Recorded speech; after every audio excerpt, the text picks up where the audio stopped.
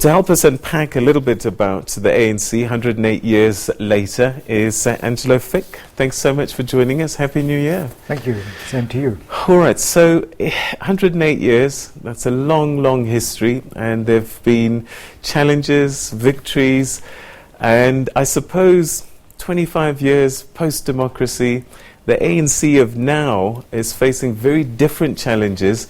And I just wonder what the party's president will be saying on Saturday. I think everybody wonders what he's going to be saying, because he's both trying to inaugurate or continue his new dispensation, the new dawn, whatever they're going to call it now, and at the same time kind of trump about the glorious history, as he called it this afternoon, that the party also wants to invoke.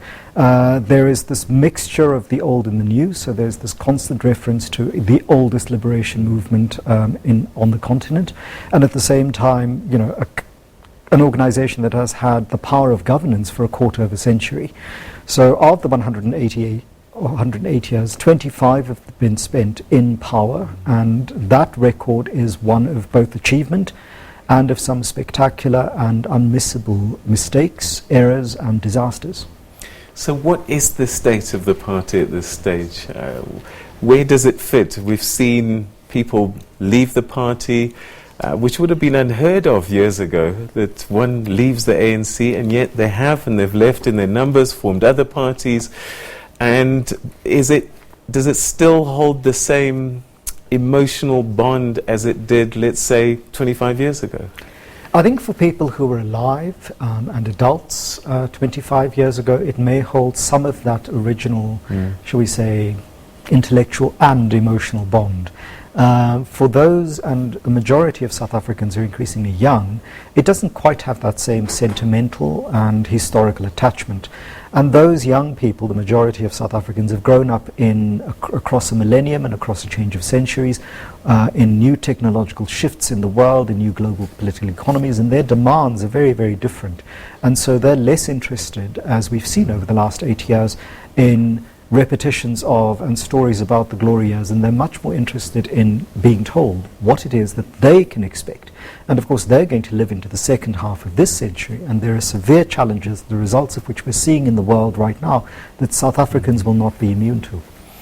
So from Nasrec, the story has been unity, and we heard Jesse Duarte yesterday talking about people stop being arrogant and being selfish, and the party must come first. And I wonder if unity is enough, because one would think that reinvention is perhaps quite important when you're this old. Reinvention and also correction of the kind that we haven't seen the ANC quite being capable of, and that's partly because, ironically, part of its strength is its structures and its 100-year-old, kind of habits, and that's what's kept it around. But at the same time, it has had to adapt to an increasingly and fast-changing world, and that world is not any longer localized to South Africa. And so, when the African National Congress speaks to South Africans, it's speaking to South Africans who are no longer as isolated as they were when it first started talking to them 100 years ago. And when it spoke to them for the first 75 years of that last 108 years, it spoke to them very much as people who were isolated from the world and were isolated within the world in which they lived in South Africa. The world has become a lot more involved in South Africa, and South Africans have become much more worlded and worldly, and as a result their demands have become articulated through the terms that they see made visible to them. And there I think the African National Congress has dropped the ball a little bit over the last 20 years in terms of reinventing itself, and it's now really since 2016, 2017 gone through emergency measures in order to reinvent itself. That said, it is undeniable that it remains one of the strongest political organizations, because any political party elsewhere in the world, in a liberal democracy, in a free-functioning constitutional democracy, would be happy to get 60% of the electorate voting for them in a general election. And that, I think, is something that the African National Congress will also remind its supporters of, that it remains the strongest, longest lasting and most resilient political organization in this country, despite all of its fallbacks. But that does not mean it can rely on those and become arrogant and take the electorate for granted, because there are shifts afoot. All right, so it's been 2 years since Nasrec, and I remember the message coming out of there, and the January 8th statement that followed was very much about unity. Do you think that they've made strides towards that, or is the party as divided as it was 2 years ago? I think we sit in a moment in early January 2020 where it's very easy to imagine that the party is unified, or more unified than it was. If we just go back 2 months to November 2019, and if we catapult ourselves a month ahead to February 2020, when presumably the State Capture Commission will reconvene, presumably when other organs of state will kick back into full gear of work, and more arrests will come courtesy of the National Prosecuting Authority, we may continue to see the rifts and divisions of disunity that people detected as continuing after. It certainly isn't as spectacular, but in South Africa we also need to be quite careful about paying attention to the spectacle as opposed to the substance. Whether the spectacle is good, like this particular political party marking 180 years on Saturday and in the days leading up to it, it will obviously focus on its strengths, but its weaknesses are there for all to see. And similarly, when it comes to the weaknesses, we forget that it's not just the spectacle of high-flying officials being arrested, it's the everyday business of service delivery failure, of state failure at the level of service delivery to ordinary people who want anything from an ID book to not paying a fine, to the corruption of police officials. All of these issues are part of what, because of cadre deployment, that corruption issue that people talk about in the ANC spills over into the state. All right, so with the local government elections on the horizon, I would imagine that the party now has to start gearing itself. And I wonder if there is a compelling case coming through, compelling message, compelling identity coming through for the ANC in the lead up to that.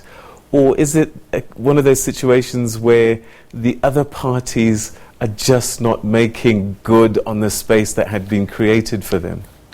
I think there is certainly that last bit that you've spoken to, that opposition parties in South Africa have to do some deep introspection to ask why, with an ANC in the kind of trouble that it's been in for the last 10 years, and it's not been 3 years or 4 years, 10 years, they have not been able to capitalize more, because some new parties have capitalized, but some of the existing, the official opposition, has not capitalized as much as it should have. And it's often had some of its senior people blame the electorate for this particular lack of support for them. And that's not how politics works. The African National Congress certainly has a very long road ahead of it, because it does need to fix some of its errors, and it needs to have less of its own messy laundry become the focus of public spectacle. And that's the case for all parties. But its record in government, particularly in local government in the larger metros, will have to improve.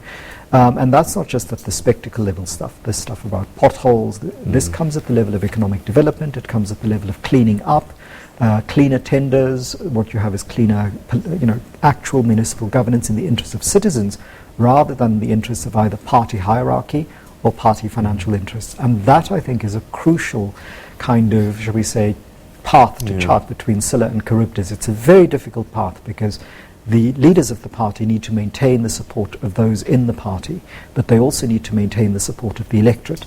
And sometimes those two issues have been at odds with one another. The electorate wants functioning energy, they want cleaner environment, they want jobs. People in the party may want largesse, may want a certain kind of patronage network and payment for their loyalty. And that, I think, is one of the things that in South Africa's political system will have to be resolved before we get to 2030, and before the majority of young people are so disillusioned with the political system's failures that they disengage. All right, okay. The final question.